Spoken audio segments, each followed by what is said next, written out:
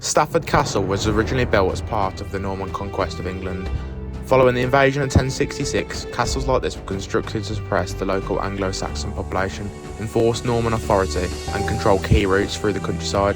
Its commanding position allowed the invading forces to dominate both the land and the people who lived around it. The earliest fortification was a Norman Motte castle, built soon after the conquest of 1066 by Robert de Tony, later known as Robert of Stafford. This original wooden structure was soon replaced with stone as the castle developed into a major stronghold of the powerful Stafford family.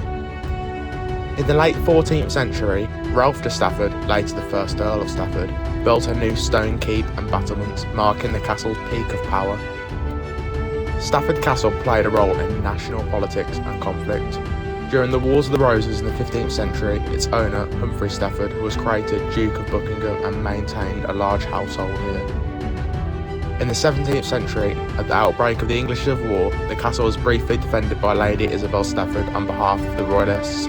Parliamentarian forces later captured the site and ordered its slighting, reducing its military function forever. The castle remained a ruin for centuries until the early 1800s, when the Jerringham family inherited the Stafford barony and began rebuilding the keep in the Gothic Revival style. Although funds ran short, the new structure became a substantial house. From the Victorian era onwards, Stafford Castle was no longer a noble residence but was occupied by resident caretakers. These families lived within the walls and they were responsible for maintaining the castle and its grounds. The most remembered caretakers were Mr. and Mrs. Stokes, who lived in the keep well into the mid-20th century.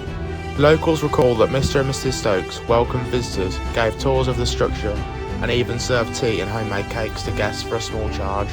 In winter, they would buy produce from nearby farms and haul it up the steep castle drive on a sledge to their home.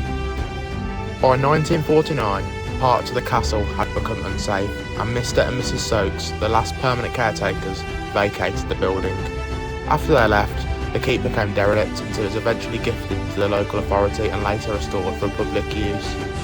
Today, Stafford Castle stands as both a medieval ruin and a Victorian residence, preserved through centuries of war, abandonment, revival, and the dedicated people who lived and cared for it, from noble families to the humble Stokes household.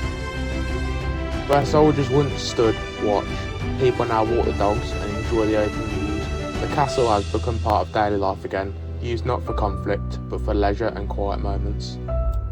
From Norman conquest to civil war, from noble ambition to quiet care, Stafford Castle has witnessed nearly 1,000 years of change. Though its walls are broken, its story remains, carried in the landscape and preserved by those who refuse to let it fade.